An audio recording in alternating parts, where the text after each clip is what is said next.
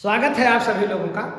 मनुष्य ने जब से होश संभाला है, मानव ने जब से होश संभाला है, तब से उसका सपना रहा है कि वह नील गगन में उड़े, चिड़ियों की तरह उड़े, उन्मुक्त होकर के उड़े।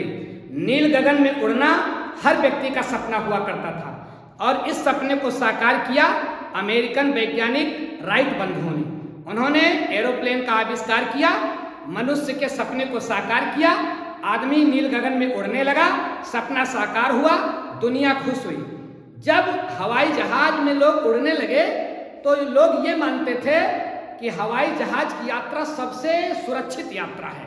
बस की तुलना में, ट्रेन की तुलना में हवाई जहाज की यात्रा सबसे सुरक्षित और सबसे सुविधाजनक यात्रा मानी जाती थी। लेकिन जब हवाई जहाज दुर्घटनाग्रस्त होने लगे और जब उसमें किसी की मृत्यु हुई तो बहुत ही बीभत्स मृत्यु हुई, भयानक एक्सीडेंट होने लगे, हृदय विदीर्ण कर देने वाले दृश्य सामने आने लगे, तो लोग हवाई यात्रा से घबराने लगे। ऐसी ही हवाई यात्रा करने वाले लोग अभी कुछ दिन पहले 12 जून को अहमदाबाद से लंदन के लिए रवाना हुए। बोइंग 787 ड्रीम लाइनर दुर्घटनाग्रस्त हुआ।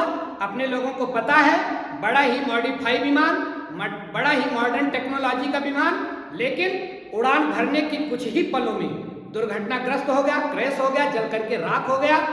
विमान में बैठे हुए 242 में से 241 लोग मारे गए, एक व्यक्ति भाग्यशाली बचा। कैसे बच गया, कैसा प्रकृति ने चमत्कार कर दिया, कुछ पता नहीं है। वो खुद भी बताने की स्थिति में नहीं है, खुद भी वो नहीं बता पा रहा है कि मैं कैसे बच गया। इतने नहीं, जहां पर वो प्लेन गिरा अन्य लोग भी मारे गए, क्योंकि वो प्लेन कहां गिरा, एक हॉस्टल के छत पर। हॉस्टल में कौन से बच्चे थे, मेडिकल की पढ़ाई करने वाले बच्चे थे, तो वो भी कई की संख्या में मारे गए। जहाज की जद में आने वाले, उस आग की जद में आने वाले कई लोग झुलस गए, कई घायल हो गए, कई मर गए। देश का कितना नुकसान हुआ। जिस मेडिकल की पढ़ाई पढ़ने वाले छात्रों का निधन हुआ इस दुर्घटना में, तो इससे आप सोचो कि देश का कितना नुकसान हुआ। एक डॉक्टर बनाने में सरकार का कितना पैसा व्यय होता है।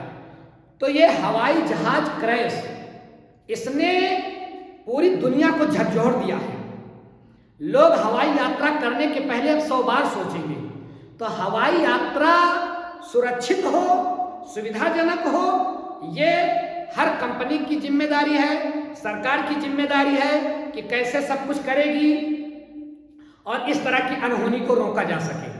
भैया, जब से ये दुर्घटना घटी है तब से हर जगह हम सुनने को पा रहे हैं कि ब्लैक बॉक्स मिलेगा तो प्लेन क्रैश की पूरी जानकारी होगी, ब्लैक बॉक्स मिलेगा तो सारे रहस्य खुल जाएंगे। आइए अपने लोग देखें कि ये ब्लैक बॉक्स होता क्या है, प्लेन में ये ब्लैक बॉक्स क्या है भाई। तो भैया, ब्लैक बॉक्स प्लेन में लगाया जाने वाला एक डिवाइस है, एक यंत्र है, और ये डिवाइस क्या करता है, प्लेन जब चलती है तो उसकी सभी घटनाओं को रिकॉर्ड करता है। ब्लैक बॉक्स, भैया नाम तो इसका है ब्लैक बॉक्स, लेकिन आप लोग जान लें कि ये वास्तव में ऑरेंज कलर का होता है, नारंगी।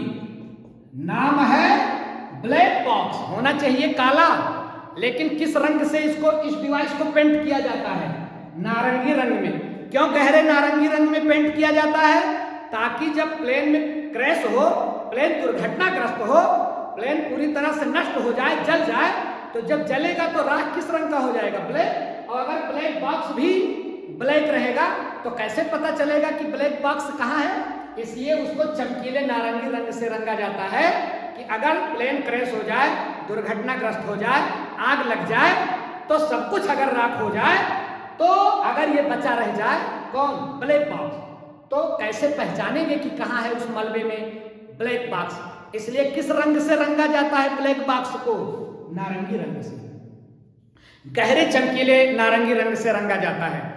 और ध्यान रखें कि कितना भी बीभत्स एक्सीडेंट क्यों ना हो प्लेन का, ये जो ब्लैक बॉक्स है ना, ये टाइटेनियम धातु का बनाया जाता है। ये डिवाइस किसका बना होता है? टाइटेनियम धातु का। ये 1000 डिग्री सेल्सियस से ज्यादा तापमान को सह सकता है, मतलब आधे घंटे तक। अगर 1000 डिग्री से अधिक तापमान हो तब भी टाइटेनियम धातु पिघलती नहीं है। 1000 डिग्री को यह सह सकता है, केवल ताप ही नहीं सह सकता। अगर प्लेन किसी कारण से गहरे समुद्र में गिर जाए तो गहरे समुद्र में पानी के प्रेशर का इसके ऊपर कोई असर नहीं होता है और यह सिग्नल भेजता रहता है, क्योंकि यह किसका बना हुआ है? टाइटेनियम का। बहुत ही मजबूत धातु है टाइटेनियम। ताप भी सह लेती है, ताप और दाब दोनों को सहने की क्षमता किसमें होती है? टाइटेनियम में। तो बताइए, ब्लैक बॉक्स नाम का डिवाइस जो प्लेन में लगाया जाता है वो किस रंग का होता है? नारंगी रंग का। क्यों नारंगी रंग का होता है?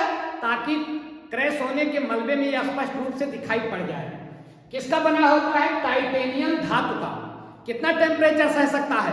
आधे घंटे के ऊपर अगर 1000 डिग्री सेल्सियस से ज्यादा तापमान हो तो कोई दिक्कत इसको नहीं होती, ये पिघलता नहीं है। गहरे समुद्र में भी ये पानी के दबाव को बर्दाश्त कर लेता है और सिग्नल भेजता रहता है। इतनी बात समझ गए? अब आओ देखें कि ये ब्लैक बॉक्स काम कैसे करता है। देखिए भैया, ब्लैक बॉक्स जो होता है ये जहाज के, अगर इसको हम जहाज को कुछ यूं बनाए तो ब्लैक बॉक्स, आपके मन में प्रश्न आता होगा कि ब्लैक बॉक्स लगाया कहां जाता है? तो ध्यान रखें, ब्लैक बॉक्स जहाज के पिछले हिस्से में लगाया जाता है। क्यों पिछले हिस्से में लगाया जाता है? इसलिए पिछले हिस्से में लगाया जाता है क्योंकि पिछले हिस्से के दुर्घटना होने के चांस कम होते हैं। अगर जहाज क्रैश भी होगा तो जहाज का जो पिछला हिस्सा होगा वो कम क्षतिग्रस्त होगा। इसलिए ब्लैक बॉक्स को कहां सेट किया जाता है? जहाज के पिछले हिस्से में। और ध्यान रखें, ब्लैक बॉक्स लगभग 10 पाउंड का होता है। तो आप बोलोगे सर ये 10 पाउंड क्या है? तो 10 पाउंड मतलब हुआ लगभग 4.5 केजी। ब्लैक बॉक्स की जो ब्लैक बॉक्स का जो वजन होता है, भार होता है, वो कितना होता है? लगभग 4.5 किलो। जहाज के पिछले हिस्से में सेट कर दिया जाता है। अब आइए हम लोग देखें कि ये काम कैसे करता है। और एक बात ध्यान रखना, ये जो ब्लैक बॉक्स है ना, इसको सबसे पहले इस परिकल्पना को जो अमली जामा पहनाया जिस वैज्ञानिक ने, वो एक ऑस्ट्रेलिया के वैज्ञानिक थे। 1953 में इन्होंने ब्लैक बॉक्स की खोज की। श्रेय जाता है एक ऑस्ट्रेलियन वैज्ञानिक जिनका नाम है डेविड वारेन। इनका नाम याद रखिएगा, डेविड वारेन नाम के वैज्ञानिक को श्रेय जाता है किसको बनाने का? ब्लैक बॉक्स बनाने का। और सबसे एक दिलचस्प बात यह है कि ये जो ऑस्ट्रेलियाई वैज्ञानिक डेविड वारेन है ना, इनके पिताजी भी प्लेन क्रैश में मारे गए थे और शायद उस प्लेन के क्रैश का कारण पता ना चला हो। तब से ब्लैक बॉक्स लगाने की बात चलने लगी कि कोई ऐसा डिवाइस सेट किया जाना चाहिए जहाज में कि जहाज की दुर्घटना का, जहाज की एक्टिविटी का सारा डाटा उसमें सुरक्षित हो। तो डेविड वारेन साहब का नाम बड़ा इसमें जो है याद रखने योग्य है, क्योंकि इनके ही खोज से ब्लैक बॉक्स जहाज में सेट होना शुरू हुआ। अब आइए देखें कि ब्लैक बॉक्स रियली काम कैसे करता है। भैया, ये जो ब्लैक बॉक्स होता है ना, ये इसके 2 हिस्से होते हैं। एक कहलाता है एफडीआर, एक कहलाता है सीबीआर। अब ये एफडीआर क्या है?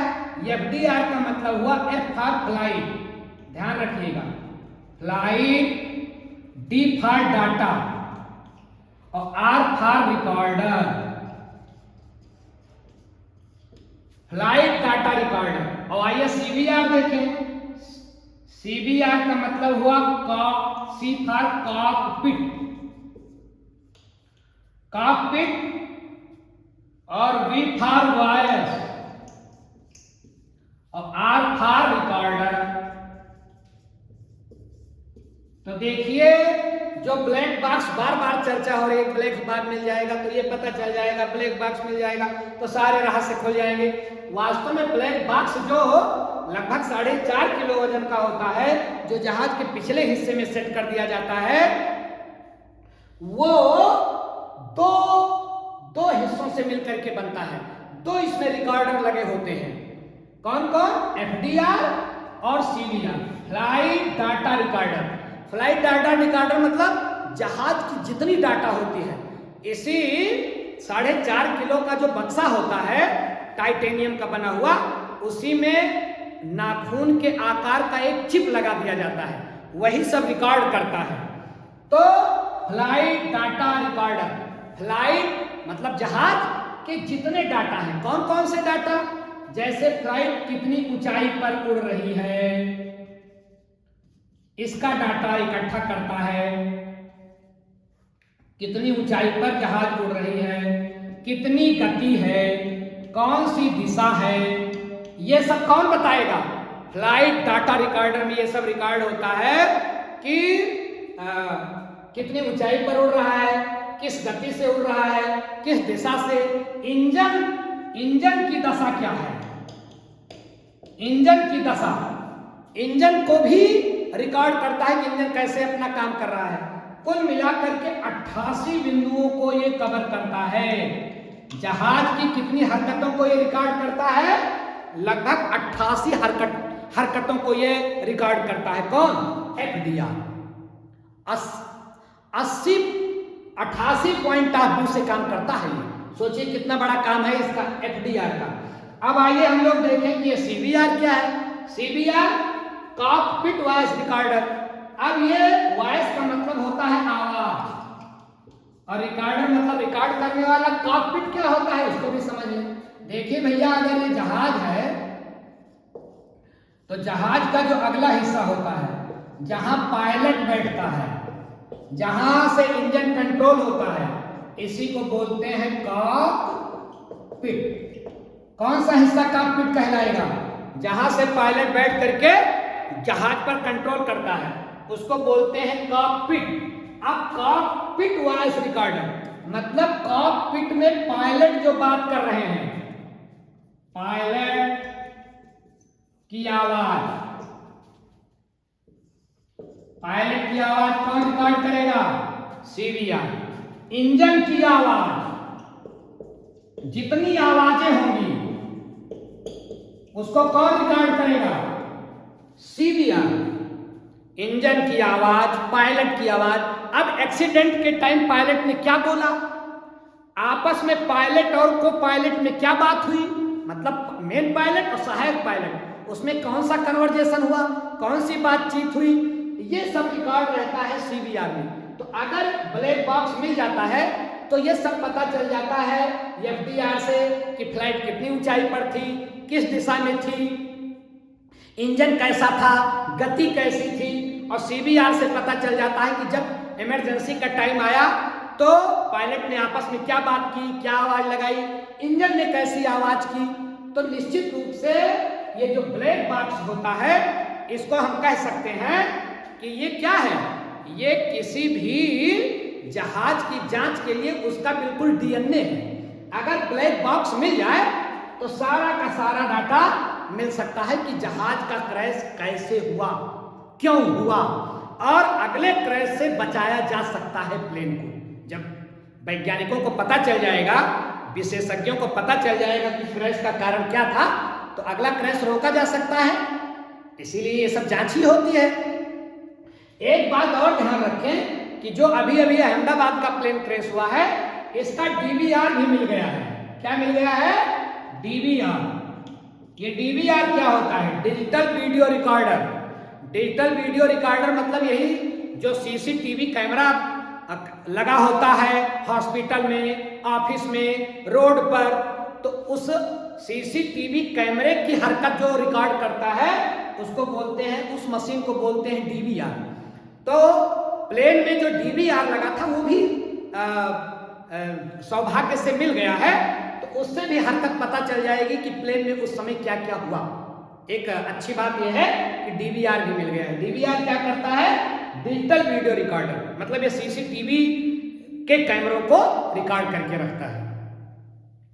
तो मुझे लगता है आप समझ गए होंगे कि ये ब्लैक बॉक्स जिसकी बार बार चर्चा हो रही है, अगर ये मिल जाए तो ये हो जाए, ये मिल जाए तो ये पता लग जाए, ये ब्लैक बॉक्स क्या होता है और ये कैसे काम करता है, मुझे लगता है आप इस पॉइंट को समझ गए होंगे। और जैसे ही इस बारे में आगे जानकारी होगी आपके साथ शेयर किया जाएगा।